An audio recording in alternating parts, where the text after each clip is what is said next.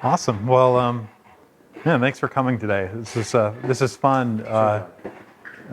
Marriage is something that we've been thinking about a little bit and talking about at Christ Church. So you don't just happen to be a Christian therapist. You have a side job called a husband, right?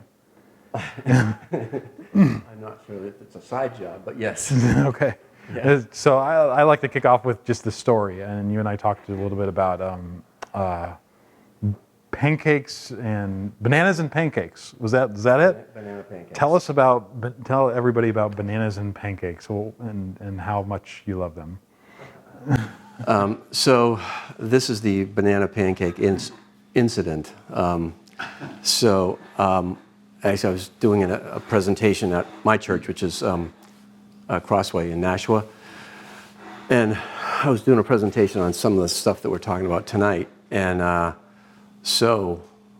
wanted to illustrate some of these principles, and so prior to the presentation, I was trying to come up with an example to illustrate some things, and God was quite generous with me because He provided one between my wife and I. So it went like this. Several weeks ago, Jen had made banana pancakes one morning for us, and I had enjoyed them. And this morning, which was, 2 or 3 weeks ago now, she was making pancakes again and asked me if I wanted a banana pancake, and I happened to notice that there's one banana left, and it was brown end to end, and I thought, that's got to be disgusting. I don't want that. In my head, I didn't say it. And so she went ahead. No, I said that. I said, yeah, that looks disgusting. And she said, I'll take that challenge, which, I internalized as she's going to prove me wrong somehow. That's how I internalized it. So she went ahead and made pancakes. I was eating very delicious plain pancakes. And while I was eating my very delicious plain pancakes, a banana pancake appeared on my plate. And it just rubbed me wrong. So I just looked away and didn't say anything. And about 10 seconds later, she said, "Are you frustrated with me?" And I didn't say anything again. I just looked at her and gave her a look. And so it kind of quieted down. So there's three parts of this story. That's part one, where the trigger happened. And then the middle part, so we were talking about going for a walk with our dogs. And I knew if we went for a walk and I didn't address this really big, important issue, that it wasn't going to be an unpleasant walk. So I just said, I got to bite the bullet. And I'm not a person, I tend to avoid conflict. So I went upstairs, she was getting ready, and I said, I need to talk to you about that banana pancake. That frustrated me when you gave that to me because you didn't listen to me. So we kind of got into this bit of a snappy back and forth. And she said some things to me that weren't nice. I said some things to her that weren't nice. And we were kind of hurtful to each other in a way you can be on such an important issue as banana pancakes, right? So then we kind of went off into our corners and stewed a little bit. And I got thinking, I got to figure this out so we don't stay in this place for the rest of the day. And so I came back to her and we got talking. And so this is kind of where it relates to this model of counseling and marital relationships, which we'll get to in a little bit, called emotionally focused therapy. Emotionally focused therapy looks at, so there's surface stuff that's going on. In this case, the surface thing was the highly offensive banana pancake surface. Underneath, there are feelings that we have about these things when we feel like our spouse, our partner, doesn't listen to us. So we get, often it's frustrated, annoyed, irritated, angry. But underneath that, there's other stuff. There's hurt, right, of some sort.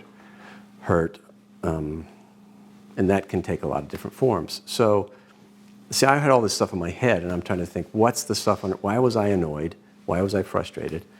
And so we actually were able to have a conversation in which I was able to say to her,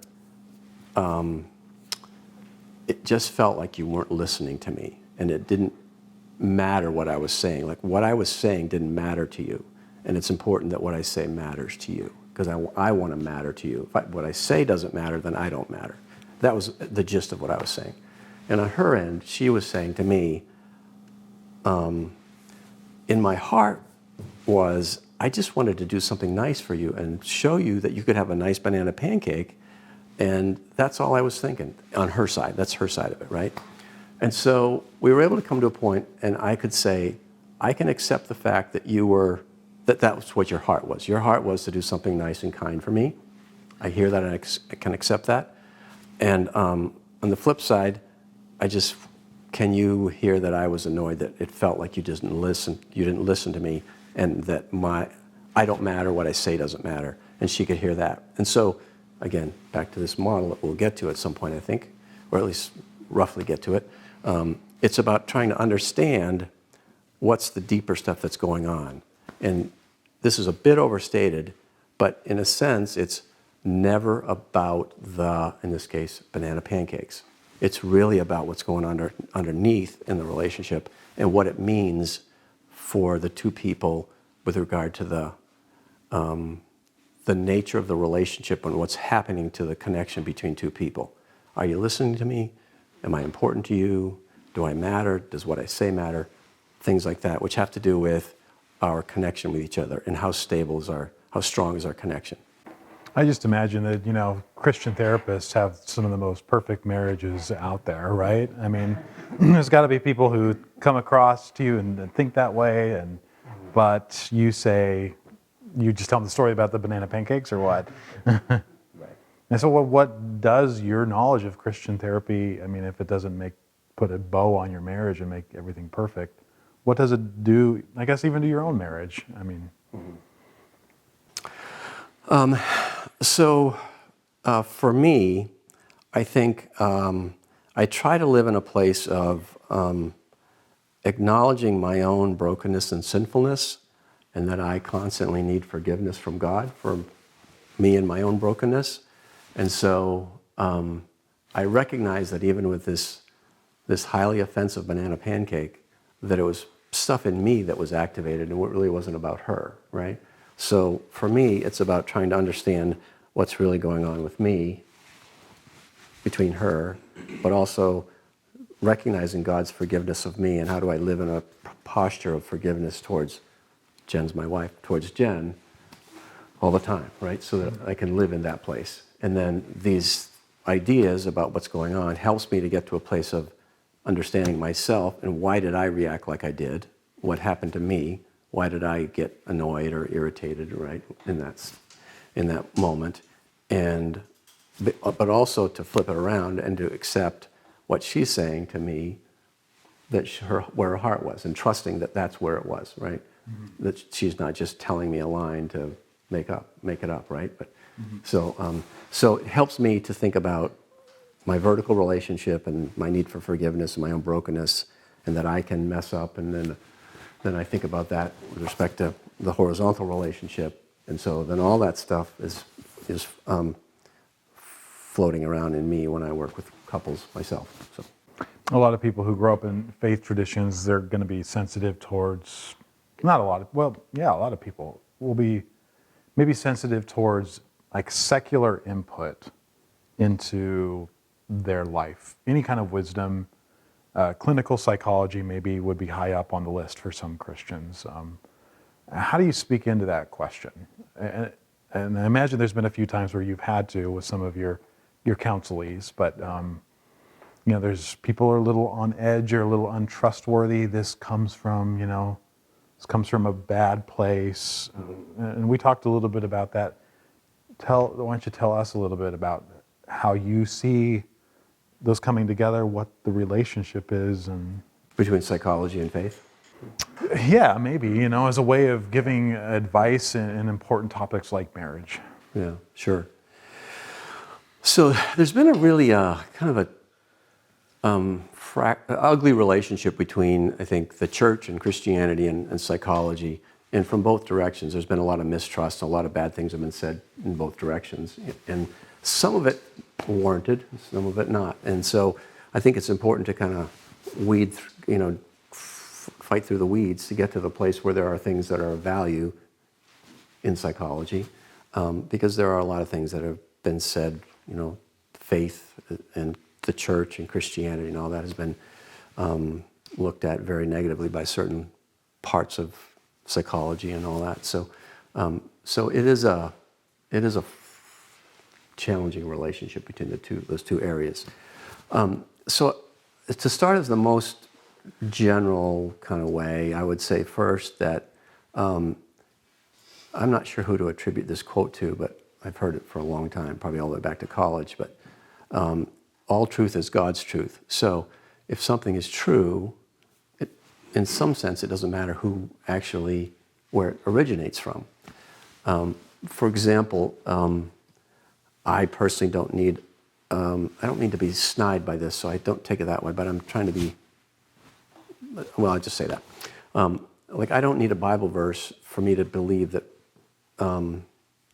that gravity exists and it's a real thing, right? And there are things like that in the world that don't necessarily come from some kind of a Christian source that are just true. And so, and I know we have to be careful about that because there are some things that are challenging and do draw into question basic Christian principles. So I think we do have to have a clear sense of what biblical value, tonight it's really about marriage, so we have to have a clear sense about what the biblical values and principles are about marriage and what as a starting point so that we can evaluate whatever is happening in the world of psychology and then determine I can employ this over here because it either supports these biblical principles or can blend nicely with them. And when that's true, then we can adopt that. And when when it challenges these basic solid biblical principles and values, then I think we have to be careful about how we employ those things. Does that?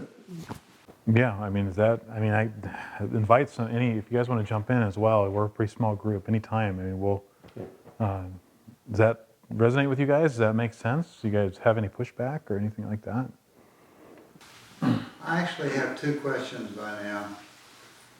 One is on the banana pancakes story. It sounds like while you had a good procedure that you were comfortable enough going by, you in a way had to start from scratch in coming to terms with your wife's feelings and your feelings. But I think you mentioned the term trigger. I don't have good hearing, so I'm not sure I heard it right, but is there a way that you have found part of the time or most of the time or never to spot that trigger at an early enough stage to circumvent the difficult period that you have in that? And then my second question is a much simpler one, and that is, in light of the struggle between faith and psychology, what have you found from, since a lot of this goes back from my understanding to Freud, what have you found, if anything, that is useful or has been turned useful from Freud in the whole? Because he gets such a bad rap, and I figure that most people that get that bad a rap, something's being overlooked that's, positive about. Sure. Let me address the trigger question first, if I can. So I think triggers are, at least, I'll say it this way. I think triggers are things that activate us. And early on in our learning about our triggers, we're not going to know what they are necessarily. Yeah. So I think it's a learning process over time where, like, the thing that happened between Jen and I was something that was a kind of a trigger that I was aware of because things like that have happened between us before. And so instead of it dragging out for 2 or 3 days or whatever, we got it taken care of in a couple hours in the morning, Yeah. So I think as you go through these moments where something gets some kind of hurt feelings or conflict or discomfort or whatever, awkwardness with your spouse, and then you think back to what happened, where did it get started and why, then that's where you can go back and kind of reflect on the starting point. And then then you go from, that was the starting point, now what was that about in me? What happened in me? What was that about? And so then you go down into the feelings, right? Annoyance, irritation, and usually the surface, I call them secondary emotions, are things like irritation, frustration, anger. But underneath those are primary emotions, which are generally softer emotions like hurt or discouragement or sadness or fear, things like that. So I think if you can track down into that, then you can understand what's going on with you, in that case with me, so that then I can say, oh, that happened, so therefore it triggers this thing about me, and I don't like not being listened to, so that's a thing for me. It's like that. Do you ever catch it early enough to circumvent the whole unpleasant part of the process? So there is another factor here too, and I think that's the quality of the relationship in any moment. And I know that there are times where Jen and I we are in a good stretch and we feel really good with each other. And when we're in a really good stretch, we probably would have looked at it and we probably would have laughed and joked with each other about it. But when things are tense or whatever for various reasons, then it's more likely to become a trigger of something, hurt, anger, like that, right? So it depends really on kind of, that's a major factor in. Do you prescribe to that thing that I've heard about where you put into your relationship more credits than debits, and so it's you can take more stress in it? Yeah, the more investments you put in the relationship, the more robust it is. Yeah. And then when you're withdrawing from it via, we could talk about what those things are, but there are withdrawals that you make on a relationship that bring down those investments. So Freud's a big subject, and there's a lot of stuff that's said about him. And I don't buy everything that Freud said, but I do think there are some really profound, important things he said that I think are worth us paying attention to. And I think one of the major things is the unconscious. Now, I know that a lot of people don't buy that or believe in that, but I certainly do. I think there is an unconscious, and that it's functioning in some way all the time under the surface. And that just was not much known about before he talked. Yeah, he talked about it, right? And then there are other individual specific kinds of things that he talked about, which I can't think of all of them off the top of my head, but one that I use a lot of the time is this idea he calls it the repetition compulsion. And what he means by that is that if we have a relationship early in life, generally childhood, and things didn't go really well, it's often like a child and a parent. Like there's some kind of a, let's just call it dysfunctional relationship. Mom or dad wasn't a good parent somehow, right? And so there's a difficult relationship there. Often when that person gets to an adult place, they will find other people with whom they find a relationship like that. So that then the idea unconsciously, I think, is I want to figure out how to make that right. I want to get it right this time. And so they kind of are on a search to find somebody to get things right with relationally, because it's the relational dynamic, but it also affects their internal world. So I want to make things right. So that's an idea I think about a lot. So there's other things, but those are two things that come to mind. So good question. Thanks. One of the things that we've been talking a lot about emotions, even right away with your story. And you brought up a type of therapy that you've been attracted to called emotionally focused therapy, EFT. Yep. Why don't you tell us a little bit about that? And also, you kind of gave us a framework to evaluate, or at least you touched on it, like we should take our biblical values to evaluate these kind of counseling methods that come out. Yeah. So I guess tell us a little bit about emotionally focused therapy and why you think it's true. Yeah. So emotionally focused therapy is a therapy which is designed to help couples become a safe haven for each other. So I say safe haven, and all of you have an idea what that means, maybe a feeling about it, Or you could, if I asked you, you could give me a definition, what a safe haven is. Often we think about that as a place like that. Banana pancakes are not your safe haven, right? Correct. This is your bad place. Well, it depends on the morning. Depends on the color. Right. So, so emotionally focused therapy proposes the idea that each of us can be a safe haven for our spouse, and our spouse can be a safe haven for me, right? And so there's this process of learning how to be that for each other, which I think is really helpful, because the key to that idea is that a robust relationship that is in which both people are safe havens for each other is a relationship that has strength, has resilience, can withstand, challenges and struggles and all that, and it has legs. They last longer. And there's all sorts of evidence how when two people are a safe haven for each other, that all sorts of other things are good in their life. Their own life is good, their relationship is good, and that has this permeating effect out into their life more broadly. So that's big picture, but the reason I like it is because I think that's, the Bible says, a relationship should be a relationship characterized by commitment and fidelity.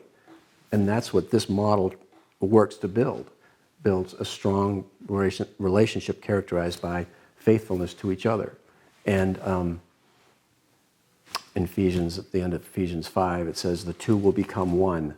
And I know it says physically at that point of the passage, but it's also, I think, it's a psychological phenomenon too, where when we become married to each other, it's not just a physical union, but it's a psychological and emotional union where we live like this emotionally with each other, right? And so how do people grow into that? You don't just do that day one of a marriage, but over time, as you get to know each other and you're safer and each of you become safer for each other, it's possible to become more transparent with each other and more vulnerable. And the more transparent and vulnerable you are, and the more you trust each other, your lives become more and more entwined like this, right? Becoming one. And so I think it's a model that helps to promote that, becoming one. So, those are a couple ideas. Is that? We got a lot of guys here tonight. I mean, thank you for ladies for bringing in some balance to the force. But a lot of guys are going to think, I don't have any feelings, or this isn't very masculine. Come on, how is this helpful? How would you respond or react, or how would you come alongside somebody who doesn't want to get in touch with their feelings, that kind of thing, Mm-hmm. This is a point where a good joke would be right in order, but I don't have one, unfortunately. I actually did see a man this morning for the first time, and he was just so shut down that I said, it sounds like you want to work on learning on your emotions, and he said, well, if you say so. So, effectively and essentially, he said that. So, I know we got shortchanged, all of us, because we were taught when we were growing up that we weren't supposed to be emotional unless it's anger, right? That's the emotion that we were allowed to express, and that's just baloney. We're all emotional creatures, all of us, men and women, but our socialization says it's not okay to be emotional. Do you all know the name Brene Brown? Mm-hmm. She's a woman who does research on shame, vulnerability, courage, and empathy. She's a social worker, teaches down at a couple schools in Texas. So in terms of shame, she, this is maybe a little bit around Robin Hood's barn, but we'll get there. So she says that for women, shame is, there are so many standards or bars out there to reach that it's hard to even figure out which one, and the feeling that I'm never going to reach any of them. But for men, shame is triggered by one thing. Any ideas? Weakness. We are not supposed to be weak. And emotions are equated with weakness. That was our training. And it's a lot of baloney. because we're essentially shamed into thinking our feelings are not okay, we then are socialized to believe they're not okay. And I have a lot of men come to me who, not quite as dramatic as the man this morning, but who just really struggle in knowing what they're feeling. And it's true, it's a tragedy in my mind, because we're all emotional. We all have feelings. We're all made in the image of God, women and men, and we all have feelings, but we're really trained not to pay attention to them and not to know them. I'm not sure if I've really answered your question, but I don't know, that's at least my starting point. It sounds like you just want people to understand that we are emotional whether we realize it or not. Yeah. That there's something buried underneath. Is that a good word, buried? Yeah, yeah. Okay. Hidden, sometimes it's hard to access. So I think in terms of emotions, I think there's two parts: being able to identify what you're feeling and then learning to express it, right? So, and I think for us as men, we were trained to not know, to stuff it. I have a client who, years ago, he said his father told him, this is what you do with emotions, stuff them, right? And in different ways, I think a lot of us men were taught that. What we do with emotions is you stuff them. And if you stuff them long enough, you start to not even know what they are, or how to identify them, or what you're feeling when they happen, right? It gets hard. So. What are some tools, like maybe one or two things that you would use in a session with some clients that kind of have their roots or help carry this theory of EFT, of creating a safe haven? How would you? What are one or two tools you might give a couple to just practice that could help them put some of these principles into practice? Sure. So I didn't think about bringing this with me today. Part of one of the core pieces of emotionally focused therapy is a thing called the infinity loop, and it's, what an infinity loop is, right? Like that? Mm-hmm. Okay, there's the infinity loop, right? So let's divide that in the middle. You got a circle here and a circle here. This is what's going on within person A and person B in the right? That's what's going on within. And the between is the X. That's what goes on between people. If you draw a line here, you at the top above it, everything is what you see or hear out, like you see me right now, but you don't know really what's going on inside me, right? The same thing when your interactions with each other. You hear each other, you see each other, you watch what's going on, but there's a stuff percolating under the surface too, right? So if you think about when you have an interaction, one of you says something or does something, it comes over to the other person and it evokes some kind of a feeling. It could be anything. And then that feeling generates some kind of internal dialogue. You tell yourself something about that, and that evokes some kind of a response. So you come back up on the surface, and the person does or says something, which then comes back over here and activates a feeling with this person that there's internal dialogue. This is what it means to that person. They then comes back to the surface, and they respond in some way. So all of that is, I think, a helpful model, at least for me, to think about what's going on between couples when they're having an interaction. So when you're involved in an interaction with each other, you and your husband or wife, if you think about that model, because something's going to happen where things start to not feel right. Like there's going to be some kind of one of you might get a little annoyed, somebody might be hurt, and it might be just really subtle. Or it could be a big blowout because you hit that really soft spot, and so then it can be a big reaction, right? It often doesn't start there, but it usually builds to that if you're not careful about this whole process. So I think pay attention when you're having these interactions to those subtle feelings that you may have about what's going on, what you're hearing, what it means to you. So, like for me, when Jen gave me the pancake, I felt annoyed. That's the piece here. And in here, my dialogue was, she just doesn't listen to me. That was my internal dialogue. So my response was to turn my head away and not look at her, right? She saw that, but I didn't say anything, but I looked away. I like to avoid conflict. Not a good trait, but it's what I do. So then over on her side, she saw that. she was annoyed, and I don't know what her inner dialogue was, but it was something. And then it came up to the surface was, "Are you angry at me?" Right? And then it started. Now, if we got into an interaction in that moment because we're both a little hot, it would have escalated into something fiery. It didn't because I didn't say anything and we kind of let it cool down a bit. So, so your question was, so that's a way I think to think about the interactions that go on between you and your spouse. Just to process it, to think, okay, there might be something. It's almost like there's two little people living inside of us. Is that how you describe it? Well, there's inside each of us? Yeah. Well, there's our inner world. I'd say it's the inner world. You don't like my metaphor, little people? I like it. I think We'll go with little people. Let's go with little people. So just even talking about the model kind of, I guess, brings awareness. Yeah. If you can think about it, and maybe it might be hard when you're triggered, as we were talking about, right? Yeah. To go to that model, but I guess thinking about, well, there might be something else going on, not only under the surface with your spouse, but there might be something going on here that I don't really understand. Right. All I know is that I hate banana pancakes or rotten banana pancakes or whatever. Right, right. Okay. So typically when you,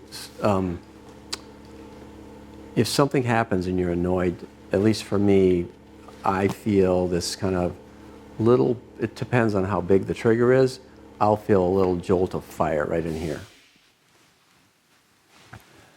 Right? That's for me. I don't know what your experience is. Some people carry it in their gut. Some people, it's in your neck, you tighten up. But for me, I just feel a little fire right here. And depending on how big the trigger is, it's a little fire, or it's a medium fire, or it's a big fire, right? And the littler it is, the easier it is for me to control it and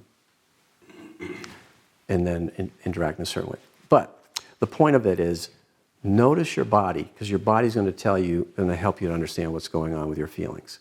So if you carry it in your chest, it could be a little fire.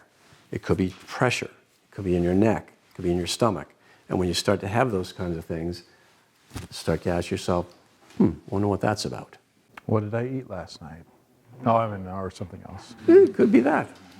So, but then think about, what the possible feelings could be that are starting to percolate inside you, and then if you can identify it, then that helps you to move forward. Now, I will say this. I called anger and irritation and annoyance and frustration. Those are usually secondary emotions, which means there's something else that happens first. They're softer emotions, hurt, fear, sadness, things like that. If a conversation happens at the secondary level, meaning annoyance triggers irritation, irritation comes back, and the conversation is on the surface is annoyance and irritation coming back and forth at each other, what happens? It escalates, right? It can get louder and louder, right? But if you can figure out what's going on with yourself and each other, and you can say, okay, this is about I was hurt or I was sad. When you can talk with each other around those softer emotions, then it gives you a better chance of having a constructive conversation if it's delivered in a soft, gentle way. Like with my banana pancake incident, I think if I started with Jen, because I came at her with some energy, but if I came with her, I said, when you gave me the pancake, it felt like you weren't listening to me. And I was that made me feel bad. See, I think if I came at her, if I started with that, I think the conversation would have gone a really different direction. Because I think she would have heard me and would have taken it in, and she's good about being empathic, so I think she would have come back at me in a different way. But I came at her with some energy, that anger, the annoyance energy, which when somebody comes at you with like that, it's likely you're going to trigger that. So pay attention to that stuff, right? That's good. Getting back to kind of our overall topic, does clinical psychology and Christian principles play nice. And you did answer the question, how do we pull from the secular world? We evaluate it through biblical values, and all truth is God's truth. But if all truth is God's truth, now what advantage is there to being a Christian in this kind of therapy world? In this,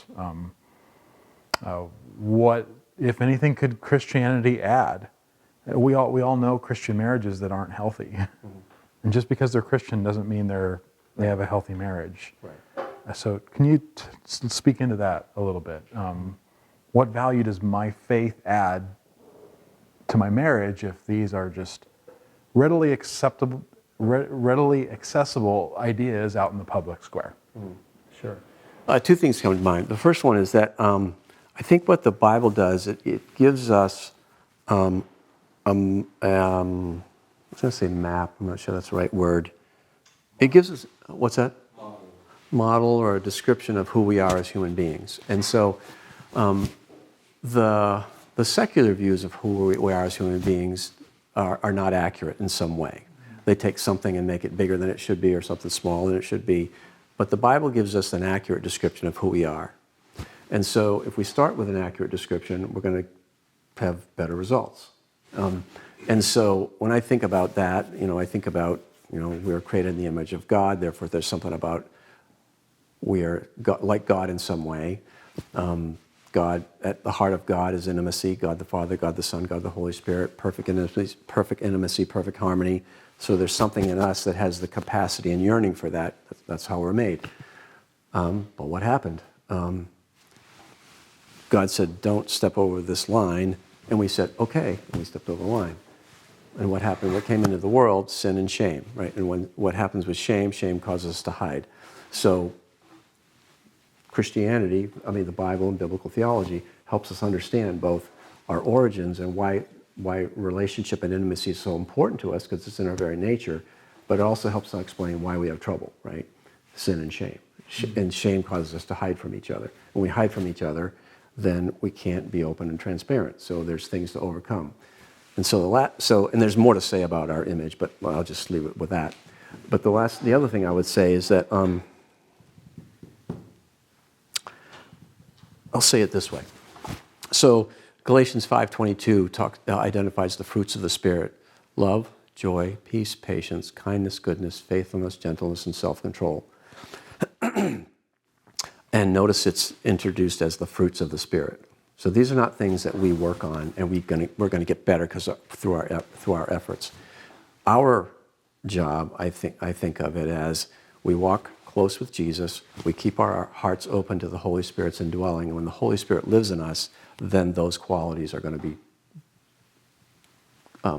born in us or grown in us. That's the word, grown in us. And so we're not going to do them on our own. We might do it for 5 minutes or maybe 1 minute, but we're going to fail in that on our own. But when the Holy Spirit is in us, we have a chance to grow in those more and more and more.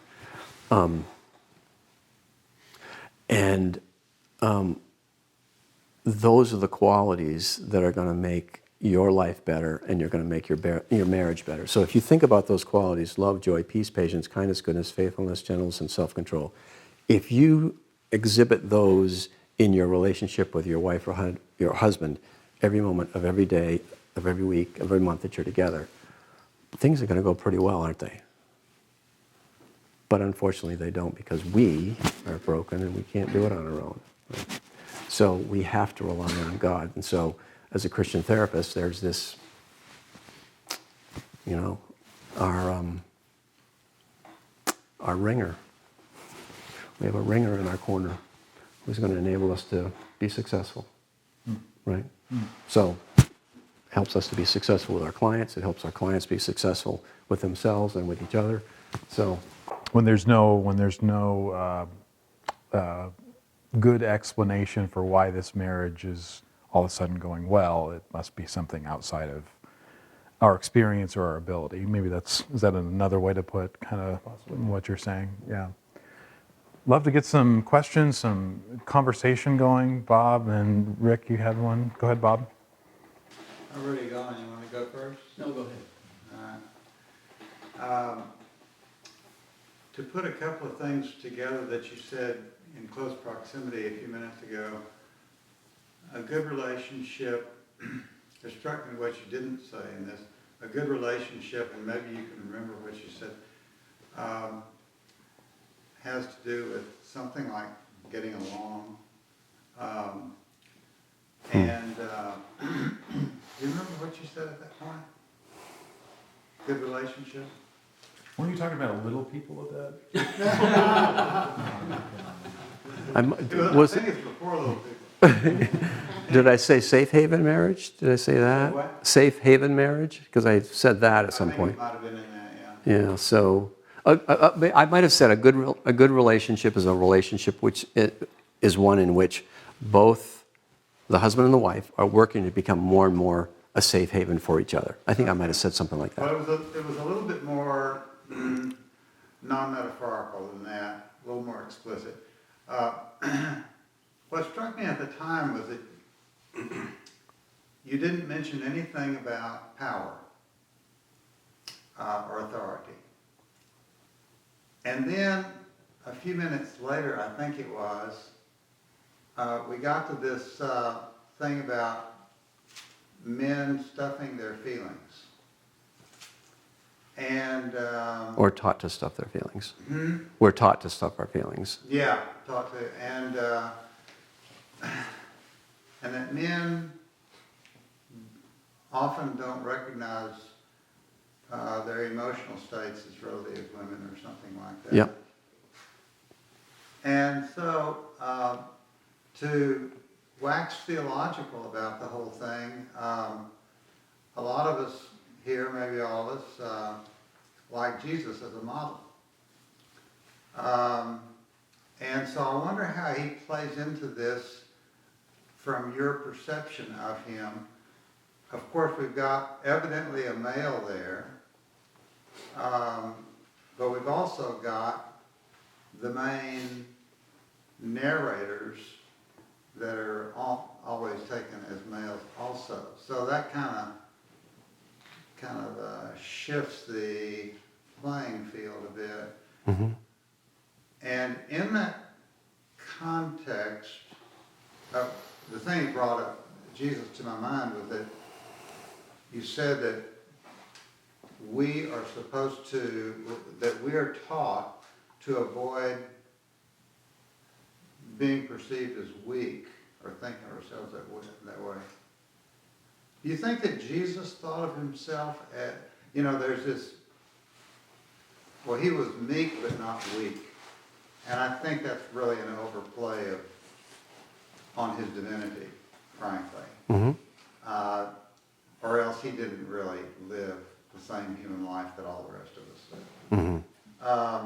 And so let's just say that he was a real human being. I don't like the weak versus meek differentiation very much. And so that's where my bias lies. What do you think of Jesus as a person who recognized his weakness?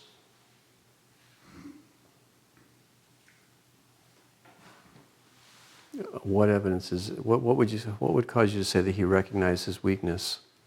What do you mean by that? I don't understand. Did he recognize his weakness? Ever?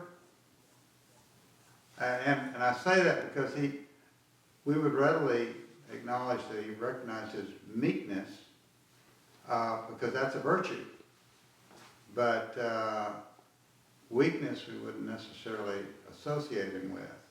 Oh, so maybe I can answer it this way. I'm trying to figure out where you're going, but let me see if I try. I'm not sure where I'm going. It's kind of Let me see if I can say it this way, because I think I might have misled you all in what I said. So when I said there's anger, secondary emotions, and then there's primary emotions, which are usually, I think I said weaker emotions, right? Softer. So softer emotions. Yeah, thank you. I'm glad I said it that way. I mean softer emotions. But what I think we as men are taught that if we feel those things, we are weak. I don't think they are weak. I think we're taught that. I don't believe they are weak. So maybe, does that answer your, because I think that I might have, Because weakness evokes shame. Right. We shouldn't be that. shouldn't be that. We shouldn't What be- you're trying to say, this isn't weakness. You Right, pull that right, out. right, right. Okay, so that means that your psychoanalysis, so to speak, of Jesus would be that, did he ever feel shame? Well, I don't know, but it does say when he went to the cross, he scorned the shame, right? So he was naked, Yeah. in grotesque pain, while people laughed and jeered him and whatever.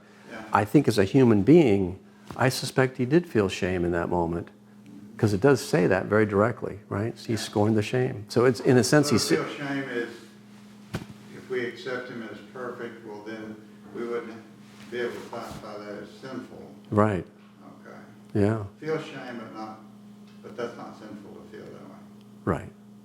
Interesting. Like I say, I'm not sure where I'm headed with it, but I just think it's an interesting bunch of stuff to put together. Yeah, an interesting question, thanks. Yeah, Thank you. I think to that point, though, Jesus, it says that he despised the shame, or he scorned the shame. yep, And that was the shame that was being heaped upon him from outside, or was supposed to be shame. But shame really comes from guilt, from what I understand. And there was nothing that Jesus had to feel guilty about. So I don't think he had a sense of shame, but he understood the shame that we carry because of that sense of guilt, which is why he scorned the shame, and then he died on He the cross. disregarded the way he was being taken. Yeah, he was, I mean, shame was being heaped upon him, but he personally, I don't think he could feel that shame other than the pain of it for our sake, not personally. Well, Timothy assured us that shame is not a sin, though. But sin, but it seems that shame is the response to, shame is response to sin or guilt. So he's not guilty of any sin. so, I'm sorry to interrupt, but you want to finish your thought? Well, he's not guilty of any sin, he has no shame. Yeah. The way I think about shame is different than guilt. Guilt is I've done something wrong and therefore I'm due some kind of penalty for my wrongdoing. And shame is I am the problem. Shame is that I'm wrong, I'm bad, there's something disgusting or awful about me. It's sort of a sense of being. There's like a potential conflation between action and identity, right? That gets messed up with I am what I do versus Yeah. my identity living outside Right. those things. Yeah, But even given that definition, right, he would, I Right. think he would have a perfect Yeah. understanding of himself. yeah. It's an interesting question to think about because the hanging naked, on a cross with people making fun of you, Pretty disgraceful. yeah, I mean, Yeah. if you're a human being, I would be, feeling shame, right? I think any of us would be. So if he took on full humanity, and it's interesting to think about. I get your point, and it's a great one, but I don't know. I mean, it's hard to know what's in Jesus' heart and head. Yeah. You know what I mean? But it is an interesting question to think about. So, yeah. Did you have another thought, I Ray? had a question before that, but thank you for the Thank you thought. for your Yeah. perspective. You'd asked about what Christian counseling can bring. This was John's question, and I appreciated your answer as well. And I've given this a lot of thought over the years, having been a pastoral counselor, training lay counselors, working with professionals in my early part of my career as a pastor. So I thought a lot about that. But I think one of the things that we can bring to counseling is that is the need for redemption. We're not there just to fix people, and ultimately people don't get fixed Right. completely, but that there's got to be a redemptive perspective brought into the relationship. And one of the things, Tim, that you mentioned is that mutually safe haven, which I ideally can buy into and affirm. But the problem, I think, can become if there are unhealthy emotions and we're just protecting the other person from dealing with those deeper emotions, and so there's a safe haven in which we're going to get along okay, but we're not going to go any deeper than those surface issues. Mhm. Can you speak to that? So in other words, can that safe haven just be a sense of self-preservation so that I don't tap into my partner's anger or vice versa, and so I'm just going to keep it safe. I'm just going to deal with this. Or enabling. Yeah. Yes. Yeah. That's another good word. These guys aren't kidding around, Tim. I didn't tell you that, did I? You let me in here. That's how we like to do it. It's a trap. Well, I guess I'm asking. When John has Because the I've little seen that. I picture mean, that's what I've inside. seen. You don't deal with it. So- Because it's a safe place. We can just stay up here in this fluff. So. Yeah, and I think that's a great question. I'm trying to figure out how to respond to it because my first impulse in responding to your comment/question is I don't think I would call that a safe haven marriage, because a safe haven marriage is when both people feel safe to go into those vulnerable places with each other. And I would say that that's kind of that both people have gotten to a place where they're presenting a persona to each other and they're living with their personas and they haven't been willing to take the risk to be vulnerable with each other. So that's I think that's my first and final answer on that, or response. So you would call it a safe haven marriage or not? I would not. Okay. Yeah, I would not. So because the essence of a safe haven marriage is that there's a willingness to help each other grow in your capacity for vulnerability with each other. And as you grow and become more vulnerable, this process becomes you become more tightly entwined with each other, so to speak. But you know each other better and deeper and all that. So, I wouldn't call that a safe haven marriage. There's a safety there, but it's a false safety. It's a false safety based on kind of personas that are kind of like this, not like this. Would you expand on what you mean by persona? Because you evidently don't mean quite the real, complete person or something. Is that right? Yeah. Well, I'll say it this way. All of us, when we go out into the world, we show parts of ourselves, and we figure out what we need to do in order to get by in the world or be successful in the world or get people to like us or whatever it is, right? And sometimes it's very conscious. We are this person, and sometimes it just sort of evolves and develops, and we just kind of happens almost semi-consciously. But that's a persona, right? And some people I'm a clown, or I'm the tough guy, or I'm the sensitive one, or I'm the caring one, or it can be defined like that. But that's what I mean. What else? Any thoughts, reactions, questions, pushback?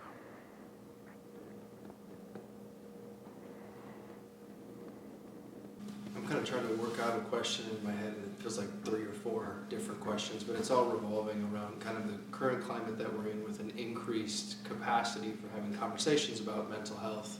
I think coming out of the season of life that we have been, there's an increased need, and I think maybe even that alone is pushing that dialogue more out into the open, and yet not necessarily. I think maybe the same strategies, the same answers have been there to address the same need, but all of a sudden there's an increased amount of need that's being presented. And I don't know. I guess part of the question is the difference that you maybe see between people who are more or less kind of, what would be the way to ask it, like the parameters in somebody's life that bring them to a desire for counseling, kind of of their own volition, like recognizing that there's maybe some increasing need, versus now I'm all of a sudden at crisis mode. I went from 0 to 100. Now we really have to work on things. I'm floundering in how to bring that question together into something coherent. But How do we help people from getting to the crisis place? Is that what you're thinking about, or? yeah, it's partially in there. I think it's more of a it tied up in some of the language around being triggered too. It's almost like there's a recognition of there being being mental health issues in the world at a level that I don't remember that common conversation ever allowing. Yeah. But divorced from maybe a Christian worldview, it seems like we then get into naming a particular issue.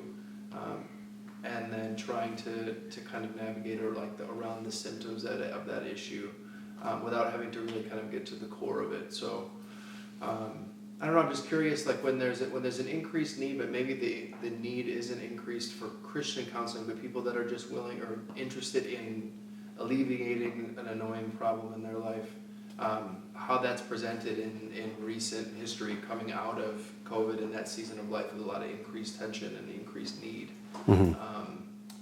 That's about as convoluted of a question as I could have come up with. I don't know where that landed anywhere. So- There's a thought jumble there. Yeah. So are you? I think. So the question between the deeper need versus a person, which is really the origin of the problem, let's call it, or a person who wants to come in and just kind of patch things up and get good enough to kind of go back and just keep living. Sure. That's right. And so between those two people, are you asking, like, how do we get this person to really face the deeper stuff? Or is that the question? Yeah, let's run with that. Why not? Okay. Yeah. Okay. Okay. Yeah. Yeah. Well, I think it's kind of you can lead a horse to water, but you can't make them drink, right? Yeah. So I think, in an early part of the work with people, it's about saying, maybe identifying that sort of thing. Now, there's a way for you to kind of learn to cope with this stuff, and you can get back to life and move on. But I sense there's something deeper going on here too, which might take a lot more time and effort and work, and might be more difficult and challenging. But there's a deeper kind of work which we could do together. But this is your work. I want you to choose what you want, and you let me know which direction you want to go. Because ultimately, the client drives the agenda, from my perspective. Yeah. So within the context of safe haven, and if you've got sort of the scale of mental toughness and mental sensitivity, how does a good safe haven relationship work where it doesn't turn into the expectancy theory and you're focusing on problems and you turn into a mentally sensitive snowflake? Like, because there's a sense that, what you allow yourself to speak about in some ways in reverse, it's expectancy theory. So if you're like, I'm going to create this safe haven, I'm really going to talk about all my problems and feelings and what's wrong, and it self-perpetuates, versus if you keep that bottle, not that saying bottle it up is good, but if you kind of just, I'm going to focus on something different or focus on the positive, choose not to give energy to that, thought energy to that negative emotion, and that can too, as a way of being more mentally tough or staying away from that. Sure. I'll respond this way. First, when there's negative emotion, if you don't do something with it, it continues to live inside you, and it's going to percolate, and it's going to come out sideways in some ways. So a safe haven marriage is the idea, the principle is that whatever the stuff is, that you're able to, your spouse enables you to kind of work through that, talk about it. It's safe for you to unpack that, understand it. And then what it does, it creates a stronger bond between the two of you so that you feel safer and safer. And actually what people do, all the evidence is that when you have, there's another theory which kind of I'll pull in just for a second, it's called attachment theory. When you have a person who's characterized by a secure attachment style, which is what you try to help people grow to in the safe haven. If at least one person in a safe haven, in a marriage, is a secure attachment person, then the marriage is much better, the relationship is much better, both people feel much better, and there's all sorts of benefits which like people learn better, people have more stress resilient, they're more capable of going out in the world and challenging themselves, going out and taking care of other people. There's all sorts of benefits that happen. So I would challenge your idea that the becoming a sensitive snowflake is what happens. I think what happens is that you actually become I say that tongue in cheek, but yeah. But what I think that is the fear that particularly us as men have. Like I'll get back. But is that if we do that, that's what we're going to turn into. So I think you're expressing a legitimate fear that many men have, and I think actually some women do too. It's less frequent with women, but it is, it is a fear that I'm just going to become a blubbering whatever, right? And so, but that's not really what happens when a couple works at this and really becomes safe for each other. They become stronger and they become more secure in themselves and more secure with each other, and that enables them to go out in the world in a more confident sort of way. They feel better about themselves. They can go out and reach out to other people, and so there's all sorts of benefits that happen. That you don't actually become that scary thing, but you become a bigger, stronger thing. I think one of the fears that people could have with this is that something we haven't addressed is it sounds like a great model when both people are in the game. Mm-hmm. What happens when there's only one person in the game? Maybe it's a wife expressing some vulnerability, trying to achieve that and make that safe space, but the husband rejects it. Or maybe it's a husband who has a problem with pornography and wants to open himself up for vulnerability, but that causes such deep emotional wounds that it's and the other person isn't really reciprocating the safe space. I guess, how does this apply when it seems like there's only one person in the game? It is more challenging when there's only one person in the game, for sure, and it's a longer, harder road for that couple to go. It is, for sure. But as I said, there's an article back there. You can have it if you want it. There, which talks about, I think it's that one. I'm not sure. That talks about people who exhibit a secure attachment style, and when there's at least one person in the marriage who exhibits that secure attachment style, then the relationship is better and more robust. When it's two, it's even better. But secure attachment styles means that you're not knocked off guard or off base by the other person, because you feel strong enough in yourself that you can still navigate the world with this person who may not be in that same place. So, did I answer your question? I think, there's a contribution. And maybe that it could even go back to the whole Christian relationship. You have a relationship with God and the Holy Spirit that can bring some security, and in that vulnerability you have a better foundation to be able to create a safe haven for somebody, even if that space isn't a safe haven for you. Is that a fair way to say it? Yeah. So we're about ready to wrap up. We'll take a couple more questions and then we'll close. So in sort of thinking about our Christian faith and how that contributes to our marriage or mental health, I think one thing that the Bible has, or has examples or models or standards that they put up, in terms of, an ideal marriage, right, between a husband and a wife, and, the commitment, it's a lifelong commitment, and that, when you get married, you're standing before God and family and friends, and you're committing to each other, right? And, the fact that we have the Holy Spirit or God that we can go to when things get tough and pray about, difficulties that we're going through, either as a couple or individually, that I don't think those without faith have the same resources or the same, examples to look to. And even within the church, right, having other Christian examples or role models to look to and say, they've been married a long time. They've been through some tough times, but their marriage is still strong. How do we try to achieve that? So I think that's a huge aspect of sort of integrating our Christian faith with a strong marriage, and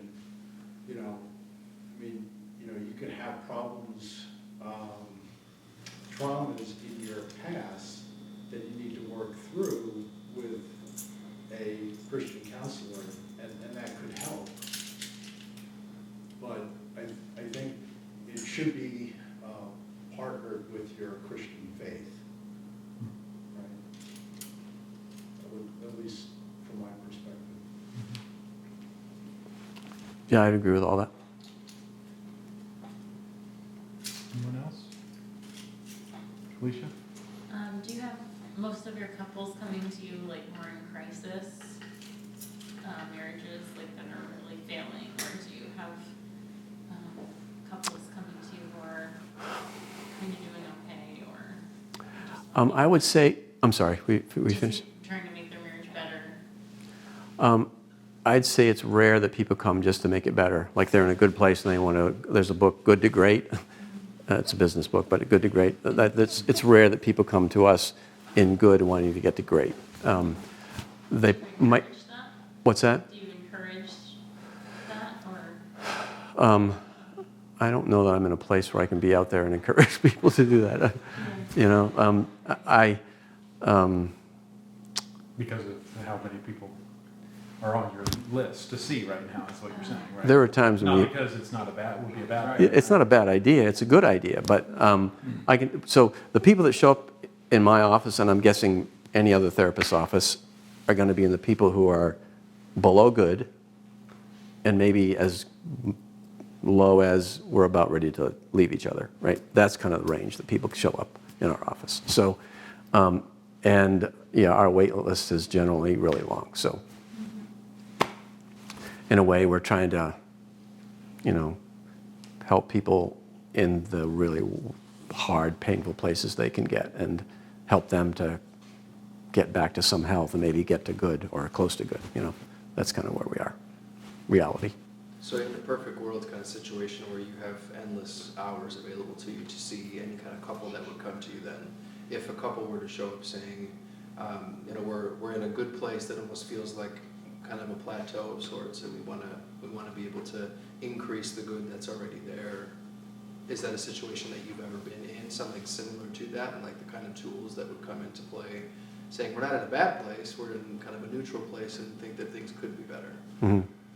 Yeah, I think everything I've said tonight would be things that if a couple didn't know about these ideas, these would be ideas that would be helpful to them. And but there's another catch here, and that is this, that in order for people to see me or anybody in my office, we have to be paid. In order to be paid by insurance companies, there has to be some kind of a mental health condition, really.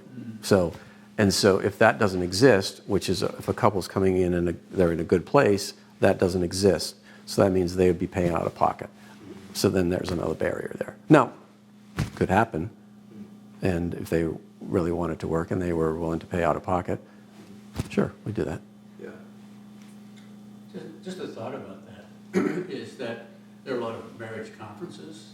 Yeah. Those folks are in good good shape or good and want to get better. I think there are a lot of those Yeah. types of things, but in clinical counseling, Yeah. that would be a different level. So Yeah. there are other things that people can do. I was thinking the same thing. Yeah, there are these weekends to remember when that one I think Family Life does, but there are things like that are available. Yeah, absolutely. Well, that's a perfect segue because that's something that we're going to be doing. We're going to be offering a marriage class in May. Yeah. That's going to be 4 weeks long, and just for that, people are struggling or people are want to just give a little bit of a boost to their marriage or prepare for that next stage of their life. So it's one of the things I was thinking about when we had the conversation. Is just kind of this is a great next step for people who have this topic on their mind. But this has been really awesome. Thanks, Tim, for coming. Yeah. Let me just give you the last word. Anything you want to share about the couples who are struggling right now?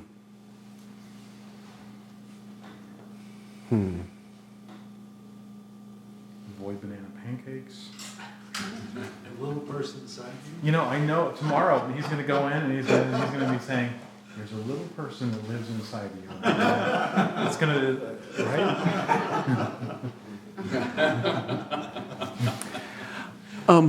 So I'll leave you with I want to leave you with something very hopeful.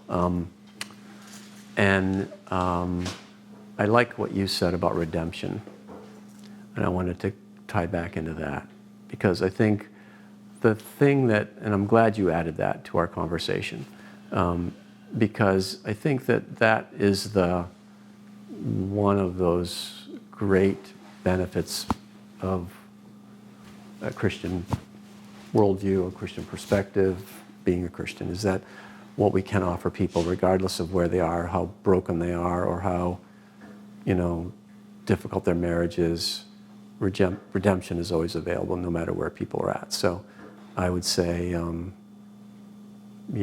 that's the thing that we can always count on. And I think about,